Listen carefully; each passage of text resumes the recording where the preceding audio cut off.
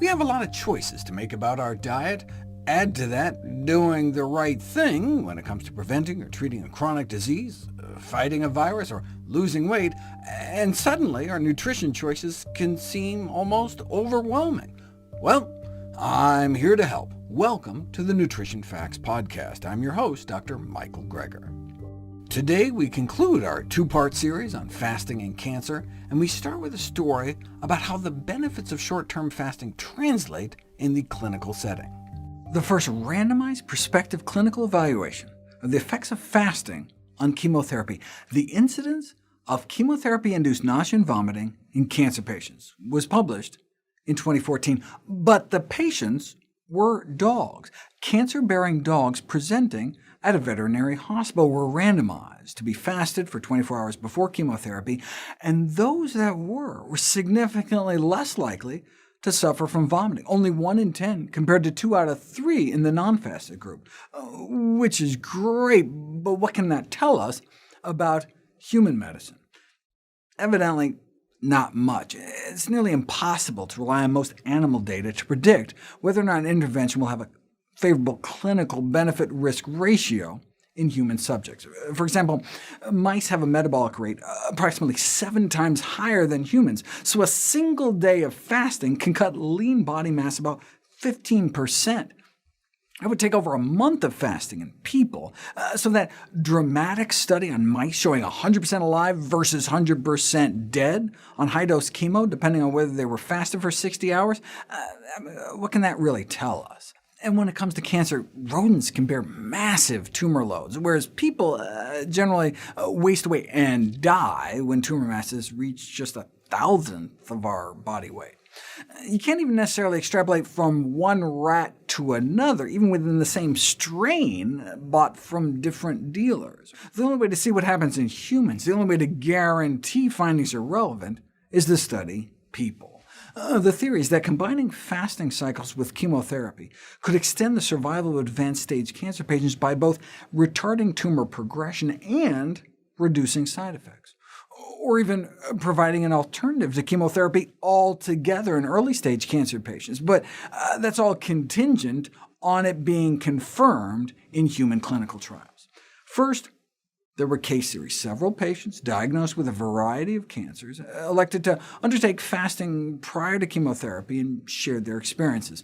Those who underwent chemo both with and without fasting reported a reduction in fatigue, weakness, and gastrointestinal side effects while fasting. In fact, felt better across the board, with 0 vomiting in the fasting group.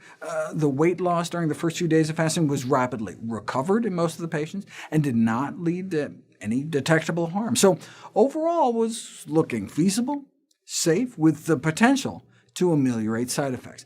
But only randomized clinical studies could tell for sure, and so here we go. Breast and ovarian cancer patients fasting, starting 36 hours before and ending 24 hours after chemotherapy, and it did appear to improve the quality of life and fatigue, but another study found no such beneficial effects. There did appear to perhaps be less bone marrow toxicity given the higher counts of red blood cells and platelet-making cells, but no benefit when it came to killing off white blood cells, the immune system cells, so that was a disappointment. Perhaps they didn't fast long enough. They only fasted 24 hours before and after. To find out the optimal duration, 20 cancer patients were split up into 3 groups, fasting for 24, 48, or a total of 72 hours. All those in the 24-hour group suffered nausea after chemo, but less than half in the 72-hour group. And most were vomiting in the 24-hour group, but none in the longest fasting group. Longer fasting groups also tend to suffer less nerve damage and less serious bone marrow suppression. Even after 24 hours of fasting, 2 cycles of chemo can knock people's white blood cells down to suboptimal levels, but with 72 hours, chemo knocked their immune system down, but not out. OK, so short-term fasting may reduce chemotherapy-induced toxicity, but what I want to know is if it makes it work better. A systematic review of 22 studies found that overall fasting was found to not only reduce chemotherapy side effects like organ damage, immune suppression, and chemotherapy-induced death, but also to suppress tumor progression, including tumor growth and metastases, resulting in improved survival, but nearly all the studies were done on lab animals. The studies on humans are limited to evaluating safety and side effects. The tumor suppression effects of fasting, for example, its influence on tumor growth, metastases, and prognosis, have not been evaluated until now. To be continued. In our final story, we ask, how might we replicate the protective effects of fasting with food? Short-term food withdrawal during chemotherapy may begin to solve the long-standing problem with most cancer treatments: how to kill the tumor without killing the patient. Short-term fasting, for example, for 48 hours before chemo and 24 hours afterwards, may reduce side effects, reduce chemotherapy-induced toxicity. However, the potential tumor-suppressing effects of fasting, for example, its influence on tumor growth, metastasis, and prognosis, have not been evaluated until now. No, actually, sadly, they mean have not been evaluated until now, meaning have not been evaluated yet, period. So, in answering the question to fast or not to fast before chemotherapy, it should be emphasized that the evidence provided by human studies is still very limited. Some argue that reducing the side effects alone could improve efficacy, since patients could withstand higher doses. For example, the heart and kidney damage associated with widely prescribed anti-cancer drugs limit their full therapeutic potential. It's not clear, though, that maximizing the tolerated chemo dose would achieve longer survival or better quality of life. For now, I think we should just be satisfied with the fewer side effects for fewer side effects' sake. Some cancer docs urge caution, concerned about malnutrition. That concern is echoed in official guidelines on nutrition in cancer patients because of the risks of malnutrition, and maybe a day or two might not hurt, but because patients might be tempted to prolong fasting episodes without firm evidence of a benefit, they feel fasting during chemotherapy cannot be recommended. Fasting proponents agree that patients with severe weight loss, muscle wasting, or malnutrition are probably not good candidates for even short-term fasting. But of the hundreds of patients that have been tried, there's no evidence of severe adverse events in terms of malnutrition or weight loss with short-term fasting or fasting-mimicking diets. And those patients who did experience a weight loss during fasting typically recovered their weight before the subsequent cycle of chemo without detectable harm. But look, even if there is a risk, we're talking about cancer here. Accepting trade-offs is kind of the name of the game. People are willing to put up with the risks of severe, even life-threatening side effects all the time, and even if it just helped alleviate some of the side effects, it might be worth a try. Of course, meanwhile, Big Pharma is busy trying to come up with drugs aimed at reproducing the beneficial effects of fasting. Although fasting-mimicking drugs may be preferred by patients who would rather pop a pill than go without eating, it will be years before they'll ever be on the market, and it's hard to imagine drugs will be developed that are both as effective and as safe as fasting.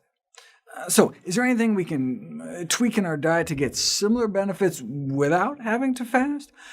The way fasting works is by reducing the levels of a cancer-promoting growth hormone known as insulin-like growth factor 1. It's the reduced levels of IGF-1 that mediates the differential protection of normal and cancer cells in response to fasting, and improves chemo's ability to kill cancer, but spare normal cells.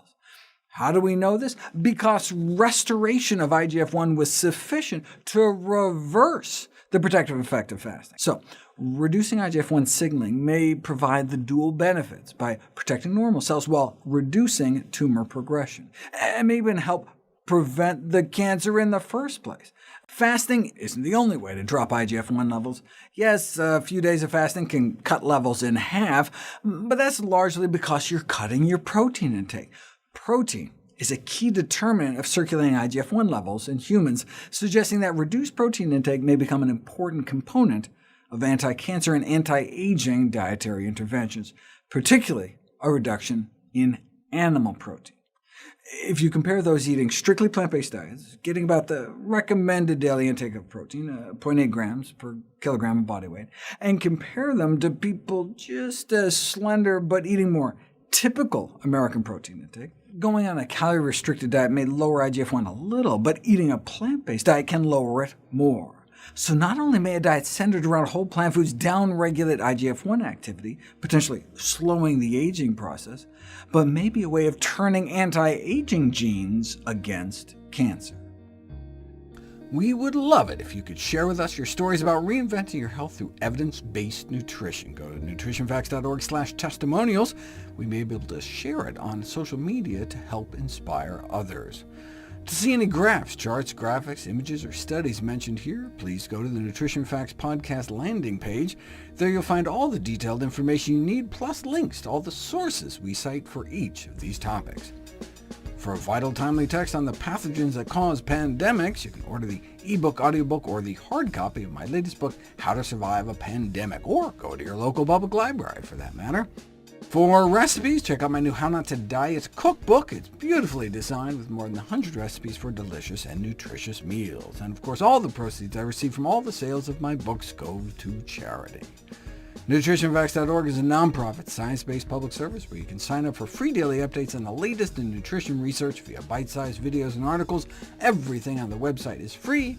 There are no ads, no corporate sponsorships, no kickbacks. It's strictly non-commercial, not selling anything.